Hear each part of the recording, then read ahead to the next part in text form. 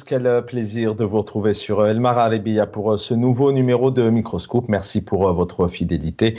Soyez les bienvenus, le replay de vos émissions sur nos réseaux sociaux, notamment la page YouTube de la chaîne. Avant de commencer cette émission, nous sommes le 25 juin. Le 25 juin 1998 disparaissait, fut assassiné l'interprète, le poète algérien Kabil Mahtoblounes. On va l'écouter quelques secondes et on se retrouve tout de suite après.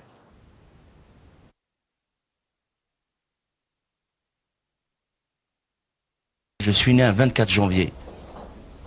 Et un certain 24 janvier, se sont déroulées des horreurs. J'ai vu cette brave dame-là, ces braves dames parler là, et réciter des vers. C'était troublant, choquant. C'est parce qu'il ne faut pas que la mémoire continue d'être tronquée. Il faut véhiculer la mémoire. Je vis le drame algérien quotidiennement, donc moi je suis là depuis 3 mois déjà, mais moi je sens que j'y retourner prochainement. Parce que ces gens-là peut-être cherchent à ce que on parte, l'exode. C'est peut-être à ça qu'ils cherchent en nous. Je sais peut-être que je vais faire partie du lot des prochaines victimes. Que je vais mourir peut-être dans 1 mois ou 2. Mais il faut pas y retourner, moi. Madame, je vais y retourner. Excusez-moi, mais c'est qu'il faut que j'y retourne. J'ai mon combat à mener. Il faut savoir distinguer entre la vie et la mort. Les deux sont belles. Moi, je préfère mourir pour mes idées que de mourir de lassitude ou de vieillesse. Voilà l'hommage, bien évidemment, la pensée à tous les Algériens, les Algériennes, les originaires aussi de la Kabylie. Une pensée à Mahtoblounes, donc, et puis le portrait ici de Mohamed Tafarka, qui est donc citoyen algérien, qui est incarcéré maintenant depuis le 15 novembre 2023 en mandat de dépôt. Le verdict est tombé, il a 75 ans, hein, il est très affecté, très, très malade. Je l'ai rencontré avant son incarcération, il était déjà assez touché par la maladie, mais le pouvoir algérien, donc malgré ça, lui inflige 50 000 dinars d'amende et 2 ans de prison ferme pour atteinte à l'unité nationale. Voilà, grand monsieur, hein, voilà, membre associatif qui a travaillé tout au long de sa vie dans le milieu associatif pour transmettre l'écriture, le théâtre, la culture algérienne, énormément kabyle. En tout cas, voilà, il vient de prendre 2 ans ferme. Avec nos invités, donc ce soir, nous allons revenir sur. Alors hier, nous parlions de ce Conseil des ministres où encore une fois, Abdelmajid Tebboune a certainement joué le professeur avec ses élèves en donnant des directives, des pansements d'urgence, comme si d'un coup de baguette magique, l'eau pourrait revenir comme ça du jour au lendemain, notamment en Algérie, pour ne vous donner que cet exemple-là. Par exemple, donc c'était l'ouverture aujourd'hui de la 55e édition de la Foire internationale d'Alger. Donc le président algérien en campagne présidentielle a mis en avant un certain nombre de réalisations, des chiffres importants, bien évidemment. Le Premier ministre était présent, et oui, hein, il était inconnu, disparition des radars, mais il était présent aujourd'hui, Nadir El-Abaoui, et puis le chef d'état-major, bien évidemment, Saïd Chenkleha, vous pensez bien. Le ministre notamment du Commerce, Taïeb Zetouni, était présent. Et puis encore une fois, des chiffres. On va y revenir, des chiffres astronomiques, hein, avec peut-être une économie qui sombre et qui navigue à vue dans un tunnel totalement sombre. C'est la question qu'on va se poser, puisque ces chiffres, à la fois, ils sont intéressants, mais Abdelmajid Tebboune qui nous disait hier 80% d'autosuffisance dans le blé, une autosuffisance algérienne notamment et plus d'importation. Mais d'où viennent ces chiffres? Comment les expliquer? Est-ce que réellement ça va changer le quotidien des Algériens qui subissent encore tous les jours des difficultés, serait-ce que pour subvenir à leurs besoins de première nécessité, notamment pour se nourrir ou se soigner tout simplement. On va revenir sur ces chiffres importants, notamment des explications du ministre, donc Taïeb Zetouni, qui devrait grimper en termes d'exportation 29 milliards de dollars d'ici 2030. Abdelmajid Tebboune qui confirme le passage de 3,8 milliards de dollars actuellement et qui passerait rapidement, donc d'ici quelques mois, à 7 milliards de dollars, notamment concernant certaines exploitations, notamment hors hydrocarbures. On en parle avec nos invités ce soir. Le plaisir de le recevoir. Omar Ait Mortal, bonsoir, militant politique, candidat à la présidentielle de 2024. Bonsoir Chaban, bonsoir aux auditeurs de El Maghrébien et à tes invités. Merci infiniment. Il est en direct du Canada, militant politique aussi. Kamel Mortefi, bonsoir. Bonsoir Chaban, bonsoir à tous les auditeurs, auditrices d'El Maghrébien, à toute l'équipe d'El Maghrébien. Un grand bonjour à notre ami Omar Ait Mortal et aussi bonsoir à d'autres invités s'il y en aura parmi nous. Merci. Merci infiniment. Vous avez un joli décor derrière vous. Il est avec nous. Il est important aussi d'avoir peut-être serait-ce que quelques minutes quand on parle d'économie, d'exportation, d'importation. Lies Djebaili, bonsoir Lies, bienvenue. Salut l'équipe El Maghrébia, ceux qui nous suivent et vos invités naturellement, Omar et Kamel Mortafi. Voilà, notre ami Kamel Mortafi. Merci encore pour l'invitation. Merci infiniment. Omar Ait Mortal, je vais commencer par vous, parce que d'abord, aujourd'hui, vous êtes à Paris, si je ne me trompe pas actuellement, mais vous connaissez bien le pays, vous faites des allers-retours. Selon vous, d'un point de vue général, il y a M. Zitouni qui a révélé au président algérien le grand développement enregistré par les exportations algériennes hors hydrocarbures, apparemment, donc qui confirme un passage de 3,8 milliards de dollars actuellement à la plus élevée à 7 milliards de dollars avant la fin de l'année, donc avant décembre. À croire que le pouvoir, la politique, la gouvernance algérienne a des baguettes magiques dans les mains. D'ailleurs, un montant qui a pas mal déconcerté aujourd'hui certains militants, analystes et observateurs. Comment vous expliquez, vous, ces chiffres, d'où ils sortent, sachant qu'il y a 5 ans, et depuis 5 ans, on n'a pas entendu on n'a pas lu, on n'a pas entendu de ministre proposer réellement un projet de développement économique, par exemple, qui aurait pu être mis notamment sur la table de certains plateaux télé pour être critiqué dans un sens ou dans un autre. Comment vous expliquez ces éléments d'affichage aux Algériens et aux Algériennes? D'abord, 26 ans après l'assassinat de Matoub, donc son procès, sa famille réclame toujours un procès. Il a été assassiné parce que justement il avait la libre parole. C'est parce que c'est un militant et c'est un artiste engagé. Et je compatis donc mon ami Mohamed Tafar qui a 2 ans de prison à Vel'ar, ce n'est pas bien. Et je viens d'apprendre l'arrestation aussi de Mira Mouknesh qui a été se recueillir sur la tombe de Matoub Lounès. Honte à ce pouvoir. Vous savez, économiquement, on navigue à vue et puis des mensonges. Les chiffres ne sont pas vérifiables. Est-ce qu'il y a des instituts de sondage libres pour contredire ces chiffres? Il y a la rente pétrolière. Le gaz se vend bien, point à la ligne. Sans ce gaz, si jamais la crise ukraino-russe se règle, nous allons tomber dans le même piège. Nous ne sommes pas un pays riche parce qu'on ne produit pas de richesse. Nous sommes un pays rentier. Donc les chiffres du ministre et tout ça, ils ne sont pas à la hauteur et ils ne sont pas vérifiables. La presse n'est pas libre pour essayer de chercher justement la véracité de ces informations. Donc moi je ne les crois pas. Moi je demande à tout le monde de jeter l'éponge, de permettre un débat national pour sauver ce pays. Nous sommes dans le noir, nous allons dans le grand noir. Voilà ce que j'ai à dire de tout cela. Les prisonniers tous les jours, pourquoi on ne gouverne pas avec les procureurs et les wali. Donc il faut laisser libre choix aux journalistes d'en parler. Ce n'est pas ce qui se passe. On emprisonne les gens.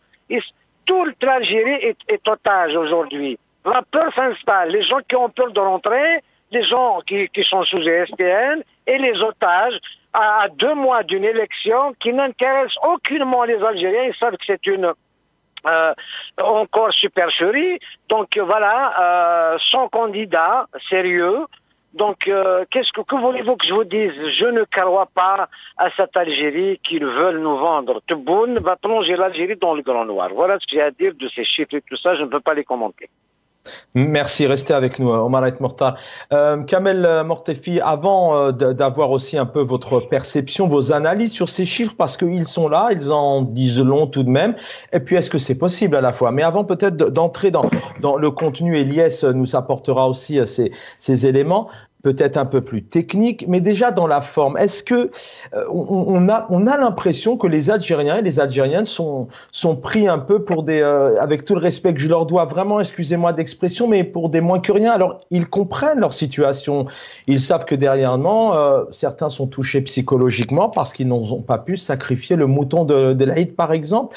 Pourquoi est-ce que ce pouvoir a tendance régulièrement, Kamel Mortefi, à envoyer, à balancer comme ça des chiffres qui, on ne sait d'où ils viennent, à moins que vous ayez la réponse?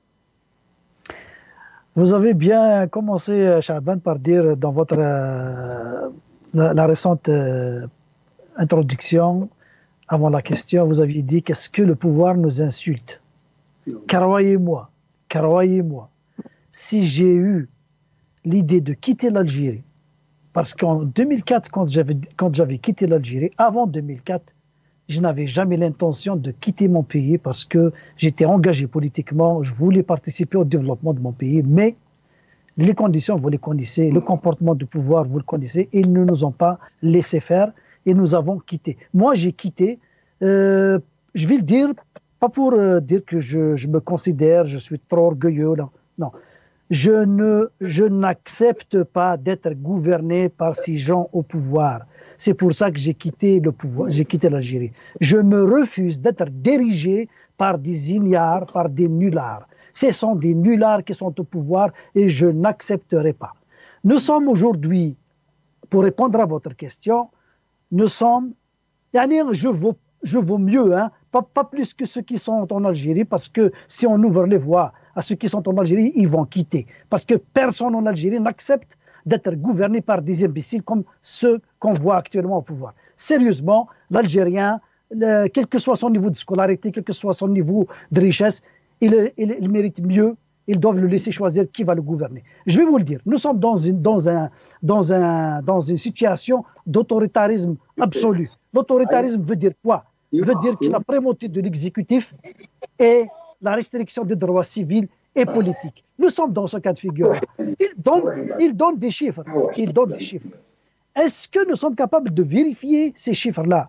Dans un pays qui se respecte, un gouvernement au travail, il peut se tromper, il peut réaliser des choses, il peut faire des performances, il peut moins performer selon des périodes, mais les chiffres doivent être accessibles aux journalistes, aux spécialistes, aux hommes politiques pour dire ce qu'ils pensent. Ce n'est pas automatiquement de condamner une gestion, c'est de participer par la critique à améliorer la situation.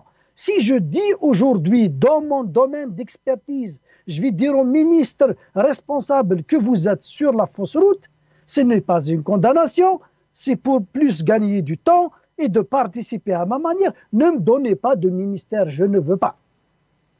Laissez-moi accéder aux résultats de votre performance, à vos données, et laissez-moi vous donner mon avis en tant que citoyen algérien qui est dans mon domaine, comme quelqu'un d'autre dans son domaine. C'est ça les droits civils, c'est ça les droits politiques, lesquels sont frappés de restrictions de la part de ce pouvoir. Donc, tout ce qu'ils avancent, nous avons assisté ces derniers temps, Eliès Djubeili à côté, il a assisté, il a même participé à l'animation de certains forums économiques et sur l'agriculture et tout. Tous les spécialistes, c'est des experts, c'est des professeurs universitaires, c'est des gens qui ont participé à la gestion du gouvernement, c'est des gens qui ont conseillé les présidents anciens. Ils vous disent tous, les chiffres avancés sont tronqués, sont faux, ils ne nous permettent pas d'avoir une visibilité sérieuse pour critiquer, pour contribuer de manière intellectuelle au développement de notre pays. Donc, tout ce qu'on entend, comme vous le dites, est une insulte à l'endroit des citoyens algériens. Voilà le résumé, comment je vois la chose. De manière en tout cas contribuer de manière intelligente, en tout cas critiquer dans un sens négatif, positif, à condition qu'il soit constructif. Effectivement, Lies Djebali, alors avant de nous expliquer un peu, techniquement parlant, la faisabilité avec ce système économique en Algérie, à condition qu'il y en ait un, vous allez y répondre, mais déjà dans la forme, comment vous expliquez la sortie de ce pouvoir, de ce régime, comme ça, lors d'une foire, on arrive, et les médias présents donc du pouvoir reprennent ces chiffres et les annoncent, alors qu'en amont, on n'a pas d'éléments, on ne sait pas ce qui est prévu il y a quelques mois. Les Algériens, aussi bien en amont, en aval ou pendant, ne savent pas en fait comment ils sont dirigés. Merci encore pour l'invitation, Chaben. Justement, en fait, donc, il faut comprendre sur le plan politique, M. Tebboune est en train de soigner son image. Il est sur la dernière ligne droite pour briguer un deuxième mandat. Donc, forcément, il nous ressort son Premier ministre qui était complètement absent, il était aux abonnés absents, en l'occurrence M. Al-Arbaoui, et lui-même qui a remplacé l'ancien Premier ministre Abdelrahman, qui était beaucoup plus technique et beaucoup plus, soi-disant, beaucoup plus technique sur les chiffres, avec une certaine analyse. Là, il a mis M. Al-Arbaoui, il ne va pas lui faire de l'ombre, et qui va répondre à une comment dirais-je, à une feuille de route qui lui est donnée et donc il n'a qu'à appliquer. Alors, comment j'explique ces chiffres? On prend un exemple tout simple. Il nous parle de l'autosuffisance alimentaire. Ils nous disent, attention, que l'Algérie va atteindre l'autosuffisance alimentaire. Elle est à 80%. Il avance le chiffre. Il dit qu'il y a 80% de autosuffisance alimentaire en matière de production de blé dur. Chauffe, Chaban. Comment on peut parler et je vais essayer de parler vraiment avec précision. Comment peut-on parler de production du blé alors que la période de moisson-battage n'est pas encore terminée en Algérie? Vous ne pouvez pas dire qu'on a produit tant, qu'on arrive tant, si la source principale, la moisson-battage, n'a pas encore été terminée. Il y a ce qu'on appelle une chaîne de production. Moisson-battage, pesée, non, moisson-battage, collecte, pesée, enregistrement, emmagasinage, après sécurisation des dépôts, et après, à ce moment-là, une fois on sécurise les dépôts, à ce moment-là, on peut parler est-ce qu'on est arrivé à une production X, Y, Z, 10, 15, 20, 30%. Regardez, c'est ça, il faut qu'on soit réaliste. Il faut que le régime n'est pas réaliste. C'est-à-dire, au fait, quand on parle d'autosuffisance alimentaire, ça y est, alors que rien n'est terminé. Il y a même certaines régions dans le pays qui sont toujours à l'état brut. Comment peut-on parler qu'on est autosuffisant sur le plan alimentaire alors qu'on a un stress hydrique, il y a plein de facteurs. Personne ne peut parler. D'ailleurs, ils sont en train de passer des contrats avec l'Italie et avec le Qatar pour investir dans la production du blé dur dans le sud. Forcément, quand on est autosuffisant, quand on a une expertise, quand on a des ingénieurs agronomes, on a des compétences, forcément, on a besoin juste d'une expertise ultra technique pour augmenter ici la production. Notre production, on n'est pas encore autosuffisant sur le plan alimentaire. Ça, c'est très important. Quant à la foire d'Alger, est-ce que vous savez comment ça s'appelle la foire d'Alger? Elle s'appelle la foire algérienne des foires et exportations. Est-ce qu'on exporte? On n'exporte rien. C'est vrai, c'est la 55e foire depuis sa création. On a invité pas mal du monde, mais est-ce que d'après les stands, est-ce qu'on a exporté quelque chose? Je me rappelle les climatiseurs Condor. Est-ce qu'on a le chiffre? Combien de climatiseurs ont été exportés vers l'extérieur? Est-ce qu'on peut parler de l'huile qui est produite par Civital? Elle est combien exportée vers l'extérieur? On veut des chiffres, Chaban. On nous parle, il faut diversifier l'économie. C'est une bonne chose, je suis d'accord. Il faut diversifier l'économie. On est dans une économie circulaire, il faut sortir de l'hydrocarbure. Mais où sont ces chiffres? Ils avancent des chiffres comme ça pour satisfaire la campagne qui est lancée. Et vous savez, il est parti à la fois. Il a pris une arme. C'est même pas une Kalachnikov qui est produite à Khenchela et tout. Et en plus, il donne des instructions il faut que ça se fasse vite. Sur une coup de baguette magique, on va devenir le pays, le premier exportateur d'Afrique du Nord, voire en Afrique. Mais les chiffres, ils contredisent ce qu'ils disent. La preuve, on n'a pas été admis aux BRICS. Après, on nous dit c'est l'Inde, elle n'était pas contente avec nous. Après, on nous dit que la Chine nous a tourné le dos. Après, on nous dit la Russie, elle voulait nous sanctionner parce qu'on n'était pas clair sur sa position vis-à-vis de l'Ukraine. Mais finalement, Chahban, on a été rejeté parce que les réformes économiques structurelles n'ont pas été faites à temps. Et aussi, ce qui est grave, c'est que les pays au sein du BRICS ne font plus confiance à ce régime. Ils auraient pu accepter l'Algérie en tant que pays observateur. Quand vous êtes invité, vous observez comment nous travaillons, mais vous n'êtes pas décisionnaire en attendant que les réformes soient faites.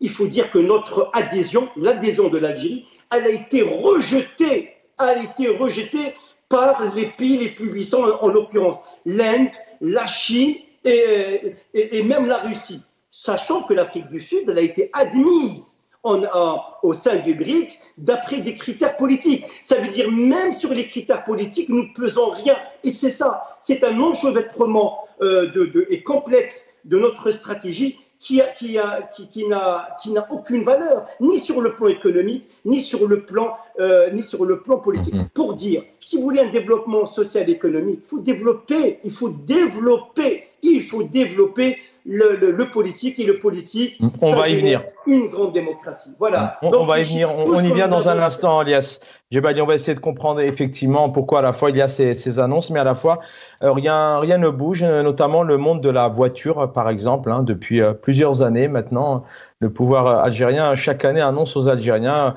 que des voitures seront produites à l'intérieur du pays et surtout qu'elles seront accessibles, mais à la fois dans une économie générale. On voit aussi que c'est assez anarchique. On a vu les navets, par exemple, augmenter quintupler ou sextupler, de 90 à 550 dinars, par exemple. C'est un exemple, mais ça en dit long. L'huile, alors vous parliez notamment de l'huile. On va l'écouter ici au stand du groupe Cévital, puisque le président Tebboune a souligné la nécessité d'atteindre une production nationale de graines, donc oléagineuses, élaogineuses, de 2,5 à 3 millions de tonnes, ce qui permettra apparemment d'éliminer les entraves à l'exportation et ouvrir les portes de l'exportation vers les pays voisins et le monde entier, 2,5 à 3 millions de tonnes. On l'écoute. Il faut arriver à une production nationale au moins de 2,5 millions, 3 millions de tonnes de graines qu'il faut triturer à Koutama, et à ce moment-là, on n'a plus de restrictions pour l'exportation de l'huile. Exactement. Et on libère totalement pour l'exportation vers les pays voisins, vers d'autres pays, et on n'importera plus rien. Mieux encore, la production d'huile Takom va nous permettre de faire un boom en matière d'aliments de bétail. Voilà, sur les graines oléagineuses notamment, qui permettent donc de produire de l'huile. Omar Ait Mortar, vous pouvez effectivement, si vous avez des éléments un peu techniques ou scientifiques sur ces chiffres, mais cette politique, à la fois, lorsqu'on entend ces annonces comme ça qui sont envoyées, c'est parfois ces directives, voire ces ordres, je le disais dans le Conseil des ministres où Abdelmajid Tebboune tente de mettre quelques pansements, d'arrêter les hémorragies à différents niveaux que sont en train de vivre les Algériens et les Algériennes. On se croirait en Algérie dans les années, il y a 100 ans, où un seul homme et unique dirige. Sur des annonces comme celle-ci, aujourd'hui, personne ne contredit. Il n'y a aucun média qui ouvre le débat pour le dire, mais arrêtez de raconter n'importe quoi. Ou à l'inverse, oui, ça existe, voici les éléments. Dans quel régime sont en train de vivre les Algériens? C'est une question effectivement qui revient souvent, mais c'est peut-être là le problème. C'est le problème de ce système qui n'a pas de sens en fait. On ne peut pas parler de cette usine d'huile de Béjaïa, de Cévital, alors que son fondateur est sous contrôle judiciaire. Il s'agit de Saad Al-Brad. J'ai honte à la place de Malik Al-Brab qui parle au président alors que son père est interdit d'accès à son joyau, donc à la tour vitale. J'ai honte à sa place. Par contre, les graines oléagineuses et parole de Rabrab, de Issa Rabrab, il avait dit qu'on n'a pas assez d'eau, ça consomme beaucoup d'eau. Pour produire justement ces graines oléagineuses, on va dépendre de l'importation malgré tout. Mais on a l'habitude avec tout bon, on fonctionne avec des mensonges. Donc des chiffres mensongers, les chiffres, on ne peut pas les contrôler. Il n'y a pas d'institut de sondage ni de statistiques libres. Donc on ne peut pas les contredire. Ils nous disent ça, donc on ne sait pas. On ne sait rien, effectivement. Donc on nage dans le noir, comme ça, à vue. Donc, je ne crois pas à tout ça. Et puis, donc, si je reviens à toute cette économie en Algérie, nous n'avons pas de problème financier. Nous avons un problème politique et d'orientation économique. On doit libérer les énergies et l'initiative. C'est ça dont il s'agit. La première richesse d'un pays, ce n'est pas son pétrole ou ses grandes oléagineuses, c'est son peuple. Qu'on laisse le peuple. Le peuple algérien, on est en train d'insulter son intelligence. Tous les jours, on le rabaisse. Donc, que voulez-vous faire dans ce pays? Une élection qui s'annonce comme ça, il n'a même pas déclaré sa candidature, il a raccourci son mandat pour organiser une élection au mois d'août. Alors, nous sommes en plein pré-campagne. Ça n'intéresse personne. Même les candidats qui sont déclarés, ils ne croient pas. Donc, c'est juste des lièvres, évidemment, budgétivores. On va consommer 400 millions de dollars pour rien. Alors, surtout quand je vois l'AFFS se présenter aux élections, j'ai honte, c'est une secte. Alors, il vaut mieux se tenir debout et ne pas faire d'élections, le reconduire et puis c'est tout. Donc, pourquoi aller aux élections? Quand je vois certains comme Louis Ahnoul, comme Zoubida Assoul qui disent il faut libérer les prisonniers pour participer à... C'est ça l'apaisement. Et puis Louis Ahnoul qui dit Tebboune m'a dit de lui donner des noms. Voilà, Tebboune demande à Louis Ahnoul de lui donner des noms pour les libérer. Alors qu'aujourd'hui, on empêche les gens sur le cul et sur la tombe de Matoum Lounes. Alors que Matoum Lounes est assassiné, il n'y a pas de procès réclamé par sa veuve Nadia et par sa sœur Malika. Et Miram Kounesh qui vient de Béjaïa pour se recueillir sur sa tombe, on l'arrête. Et on condamne le pauvre, mon ami, Mohamed Tafarka. Mohamed Tafarka, mais j'ai honte de mon pays. C'est quoi ces lois liberticides et tout ça? Donc, parler des chiffres d'économie, les gens savent que c'est faux. On n'a jamais passé l'Aïd comme cette fois-ci. Alors, il y a des gens qui me disent, on a les moyens d'acheter un mouton, mais tous les voisins ne peuvent pas le faire, donc on ne l'a pas fait, on n'a pas acheté. Voilà, l'Algérie, un pays riche et un peuple pauvre. Ça, on le sait, ça. Quand on parle tout le temps, vous savez, on a parlé de l'allocation chômage. On est arrivé à 5 millions de chômeurs. Et on a arrêté parce que là, ça divulgue quelque chose, une vérité. C'est qu'il y a beaucoup de chômeurs en Algérie. Ça peut arriver jusqu'à 15 millions. Tous les jeunes sont au chômage. Sinon, c'est l'informel. Donc, on a le droit au chômage alors que c'est l'informel.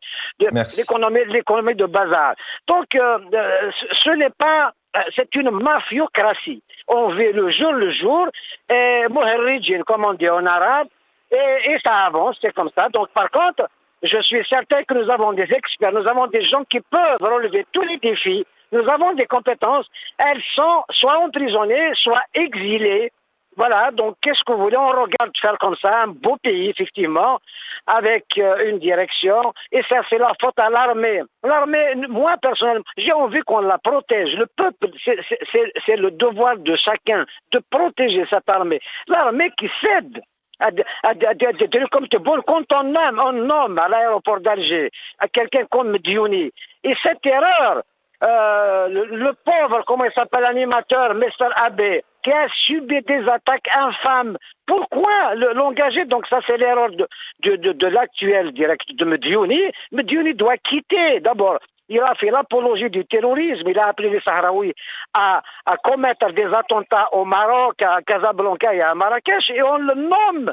C'est-à-dire, tant que tu insultes le Maroc, on te nomme président le directeur général de l'aéroport d'Alger. Merci. Il invente un poste. C'est triste tout ça. Vous croyez que le peuple algérien n'est pas au courant de tout cela?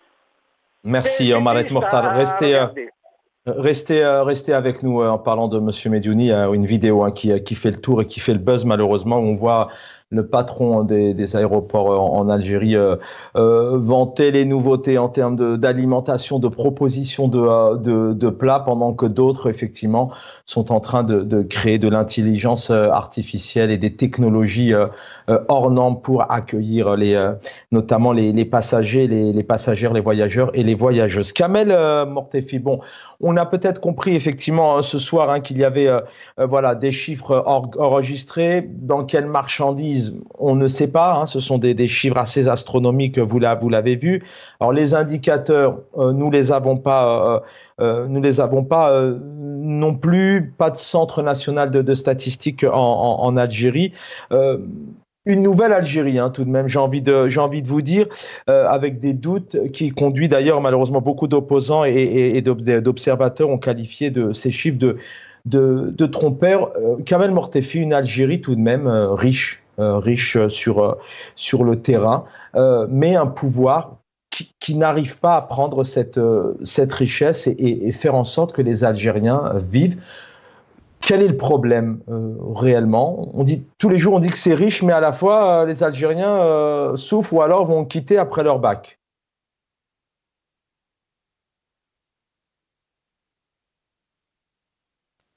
Alors vous êtes peut-être en mute, Kamel Mortefi. Moi, je sais pas. Oui, allez-y, on vous entend très bien. Allez-y, reprenez. Donc, comme je le disais. Le problème de gouvernance en Algérie, c'est ça le véritable problème qui plombe le développement carrément. On n'arrive pas à nous en sortir de cette façon de gouverner l'Algérie. C'est un problème de gouvernance. Parce que quand on passe d'un système fermé comme l'actuel à un système ouvert, à l'alternance au pouvoir, en incluant le peuple dans ses choix, et tout ça, ça va libérer les énergies, ça va apporter des idées et ça va laisser les contradictions, les différences s'exprimer et c'est de là que vont jaillir. Mais c'est quoi le système aujourd'hui? On a quelqu'un qui dit à Monsieur Tebboune, voilà la feuille, aujourd'hui vous allez annoncer ça et puis ça s'arrête. Quelqu'un là-haut qui, juste peut-être pour essayer de schématiser un peu son sorte de panier de crabe, on essaye un peu de déficeler tout ça. C'est un pouvoir, c'est un système patrimonial. Il faut le dire comme ça. Système patrimonial, c'est quoi? C'est que ce système, il appartient à une caste de personnes au pouvoir qui ont la décision entre leurs mains. Ils ont la décision sur quoi? Ils ont la décision de vous mettre en prison si vous dites quelque chose qui les dérange. Même dans le respect. Jusqu'à maintenant, le peuple algérien est resté dans le respect, dans la silmiya consacrée par le Hirak. Donc, il dit toujours, sa façon, il dit les choses de manière pacifique. Donc, un système qui vous empêche de dire ce que vous pensez, un système qui vous empêche d'exprimer les manques, comme quand il s'agit des investisseurs. Est-ce que nous avons entendu les investisseurs, les opérateurs économiques s'exprimer dans cette foire, dans toute cette cacophonie? Est-ce qu'on a entendu Arbrab dire s'il est capable de produire des graines oléagineuses ou non? Moi, je connais Civital, j'ai travaillé là-bas. Donc, j'étais un cadre intermédiaire, j'étais là-bas avant de sortir. Je sais comment Civital a évolué, comment il travaille. Donc, et j'ai échangé avec l'encadrement, je les connaissais et tout ça. Est-ce qu'on a laissé Arbrab, ses enfants ou lui-même? Est-ce qu'on a laissé s'exprimer, dire qu'est-ce qu'il peut faire, qu'est-ce qu'il ne peut pas faire? Je peux vous rappeler, je suis en réunion, je vais terminer. Donc, à ce niveau-là, un système fermé, c'est tout ça, Chaban. C'est parce qu'on ne veut pas écouter les doléances des opérateurs économiques, on ne veut pas les écouter comment trouver des solutions. C'est comme s'il y a un dialogue de sourds. Les opérateurs parlent quand on les laisse parler, parce que sinon, on leur a imposé un silence total, parce que s'ils s'expriment, ils vont tous se retrouver en prison. S'ils disent quelque chose qui va contredire les mensonges de ce pouvoir, ils vont se retrouver en prison. Regardons juste Arbrab. Arbrab, quand il parle, je ne prends pas position pour son activité économique, il est libre et tout ça. Mais quand Arbrab parle, c'est un véritable pédagogue en termes d'investissement, en termes de création de richesse. J'ai eu la chance d'échanger avec lui quand il venait à 2 heures du matin nous rendre visite en tant qu'opérateur de production. Il nous parlait de ses visions. Il nous disait « Je ne sais rien faire d'autre que de créer de la richesse, que d'investir, que de créer des entreprises. » Alors, si on écoute les gens comme Arbrab, on va trouver des solutions. Mais si on leur impose un silence total et on danse, on fait le monologue comme le fait Tebboune actuellement, et il pense tout seul, il trouve les problèmes tout seul, et il trouve les solutions tout seul, et tout ça ne s'applique pas aux besoins de l'Algérie. C'est ça le problème d'un système fermé. Mais pour rendre espoir aux Algériens, pour ne pas leur dire que tout est noir, nous avons des experts, nous avons des ingénieurs, nous avons des économistes qui réfléchissent. Nous les rencontrons, nous discutons avec eux. Ils sont capables d'apporter des solutions, mais il faut juste leur donner l'occasion de parler sans les menacer. Il faut les laisser travailler ensemble. J'ai posé la question à un ancien ministre de l'économie qu'on avait reçu, moi et Elias, dans une émission. Je lui ai posé la question, je lui ai dit, l'économie, ne pensez-vous pas que c'est des courants de pensée? Comment se fait-il vous allez ramasser l'ensemble des experts dans le CNES qui a une vocation consultative, il n'est même pas un organe exécutif, ni ses positions ne peuvent pas être exécutoires. Le CNES réfléchit dans toute cette contradiction avec les courants politiques, les courants économiques, c'est des écoles de pensée qui les traversent.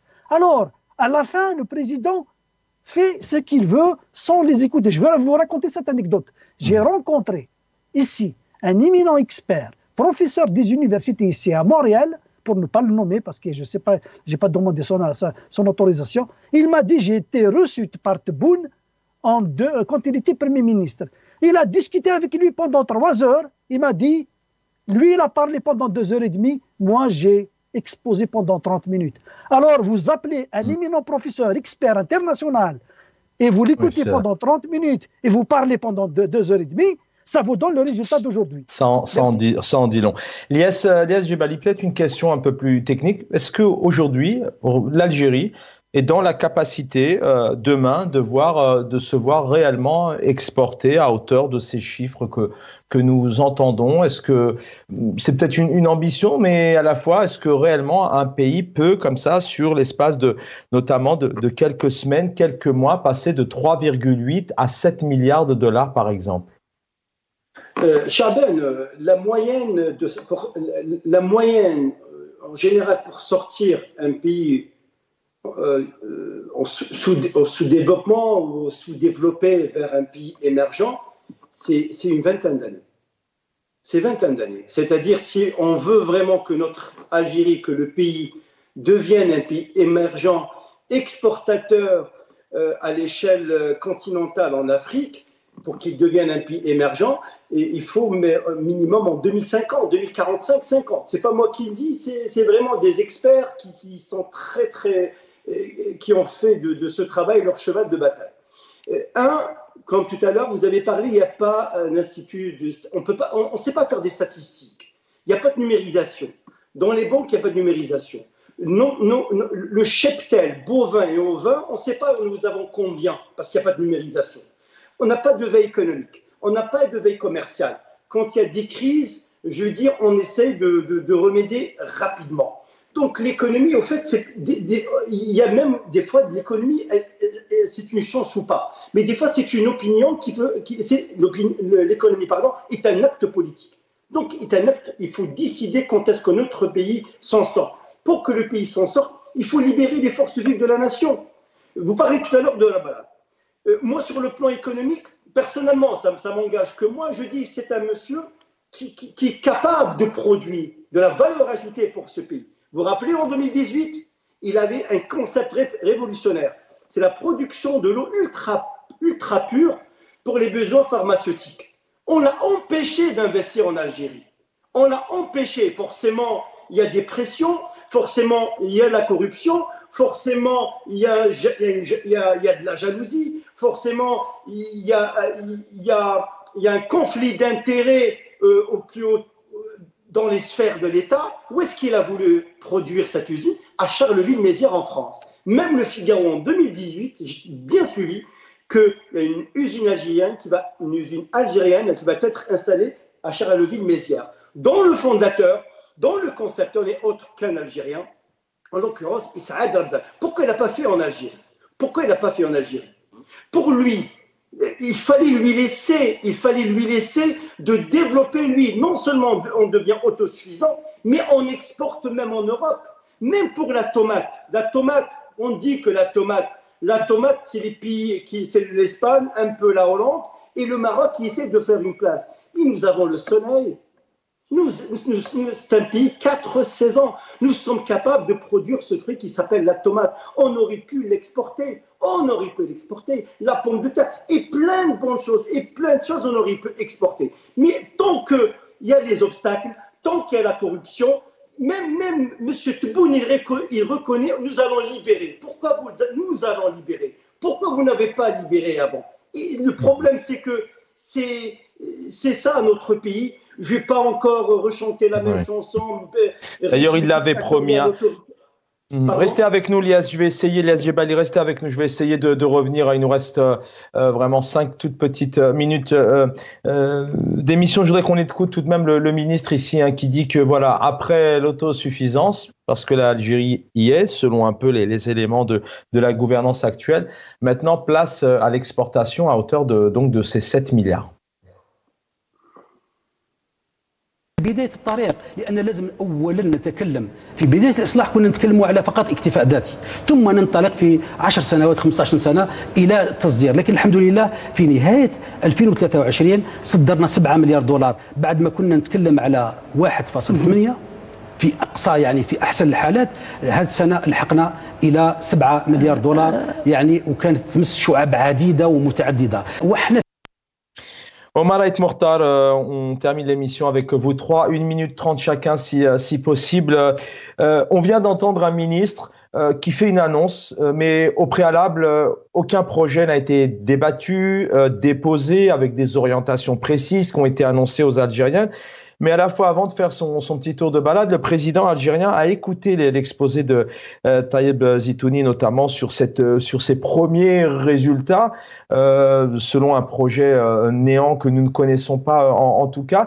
Sur cette société civile et ses militants, Omar et Mokhtar, on a bien compris qu'il y avait de la peur.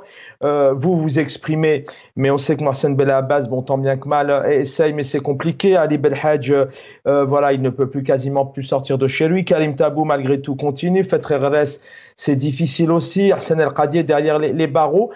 Mais parlons juste une question précise, Omar et Mokhtar. La même question pour vous trois. Est-ce qu'il n'y a pas un petit peu de complicité des partis, notamment politiques, qui sont actuellement proches du pouvoir, qui sont à l'Assemblée, et même pour certains qui sont candidats, qui devraient prendre ce dernier Conseil des ministres ou alors cette foire internationale pour faire campagne et critiquer dans les deux sens? Est-ce qu'il n'y a pas une complicité, notamment dans ce sens, au-delà peut-être de la peur? Deux partis j'ai vu Fethi Arras qui est courageux, j'ai vu le RCD qu'il faut saluer, mais le reste, ils sont complices par leur silence, bien sûr. Maintenant, aujourd'hui, je demande à l'élite de parler, d'avoir du courage. On est en pleine élection, donc on va dans le noir. Donc le Hirak aujourd'hui, il faut le faire par son élite. Pourquoi le Hirak n'a pas réussi? Parce qu'il n'a pas été organisé par son élite aujourd'hui. La responsabilité incombe à l'élite. Il faut absolument que les patriotes commencent à dire basta, ça suffit. Et là, le peuple suivra. Et puis, cette armée qui est responsable malgré tout, on doit lui donner quand même une proposition. Donc c'est à l'élite de proposer de donner une proposition pour sortir ce pays du marasme. J'ai entendu parler du CNES alors qu'on écoute le ministre du Commerce qui n'a même pas pu gérer la mairie d'Alger et les ministres du Commerce. Le CNES, ça sert à quoi? C'est la crème, normalement ils font des études, des rapports, ça aide la responsable politique à prendre des décisions. Ce n'est pas le cas, même le gouvernement d'ailleurs. Le président préside, le gouvernement gouverne. Le gouvernement ne gouverne pas. Vous avez entendu parler à un ministre de faire un projet où le premier ministre, qui est le chef d'orchestre, on ne le voit pas, ni celui qui est parti, ni alors celui-là, il dort complètement. C'est Tebboune qui gère tout avec ses conseillers médiocres, qui gère avec des procureurs et des wali médiocres, en plus et corrompus. Voilà, donc il y a une complicité de la société civile qu'on impose. Alors, il y a une société civile qui n'existe pas. Par contre, le pouvoir a créé une société civile avec ses satellites. La société civile, c'est l'élite qui doit défendre cette Algérie si on veut la sortir du marais. Merci. Donc, j'appelle les patriotes. Karim Tabou, par exemple, on s'est même appelé. Donc, il y a Hamrouch, il y a Ben Feli, il y a Mohsen Belabbas, le RCD, Fethi Gharras, Sofiane Djir, ils doivent s'unir pour sauver cette Algérie. Ça sera trop tard si Merci. on laisse Tebboune aller au deuxième mandat. Merci Omar Aït Mortar. Kamel Mortefi, une toute petite minute là-dessus, un peu le dernier mot avant de. Le temps est terminé, mais voilà, une minute chacun très rapidement, s'il vous plaît. Exactement. Il y a, pour la dernière question, il y a une exigence de faire de la politique autrement. Il ne faut pas continuer avec les mêmes pratiques d'avant 2019. Il faut faire de la politique autrement. Ça veut dire que ce qui exige de passer outre les positionnements idéologiques, les positions qui nous ont divergé auparavant. Nous sommes obligés de nous unir. La classe politique aujourd'hui, celle qui se reconnaît de l'opposition, doit s'unir autour de minimum commun. La terreur imposée par le pouvoir sur la scène politique a fragilisé cette opposition, mais il faut trouver le courage de s'unir. C'est ça, normalement, c'est l'occasion de s'unir au-delà des divergences pour mettre fin à cette terreur et ramener ce pouvoir à accepter la réalité du changement. Merci. Merci. Ilyes, le mot de la fin rapidement, s'il vous plaît. En tout cas, c'est mon point de vue. Cette élection, le 7 septembre, c'est une farce électorale. Après, chacun est libre qu'il la boycotte ou pas, ou qu'il la rejette ou pas. Chacun est libre de décider en tant que citoyen. Moi, personnellement, je la boycotte parce que je trouve que c'est une farce électorale. L'élection présidentielle de 2024 ne va pas résoudre les problèmes majeurs de l'Algérie. Je pense que le deuxième mandat que briguera Tebboune, parce que les jeux sont faits, je peux dire que ça arrange tout le monde. Ça arrange tout le monde parce que chacun va trouver son compte. Finalement, c'est un consensus. Je soupçonne une certaine opposition aussi, sauf l'opposition qui est restée du peuple. Moi, je fais appel à elle, comme disait très justement Omar Aït Mortar, il faut s'unir, il faut avoir un front populaire, pacifique, de réflexion pour sauver ce pays. Merci. Parce que ce pays est le nôtre, on n'a pas d'autre choix. Pleurer, pleurnicher, non. Je pense qu'il faut passer aux actes. C'est l'acte politique qui doit prendre le dessus sur tout. Ouais. Merci Ilyes Djebali d'avoir été avec nous, ingénieur économiste militant. Avec nous Kamel Mortefi ce soir, militant politique, et Omar Aït Mortar, candidat à la présidentielle 2024. L'équipe en régie, merci infiniment. Dans quelques instants, mon ami Jamaldine Benchenou, juste derrière un autre ami, Jamaldine Taleb El Omq, Lotfi Double Canon, l'antenne vous est ouverte et des images inédites. J'aurai le plaisir, je l'espère, de vous retrouver demain soir. Prenez soin de vous.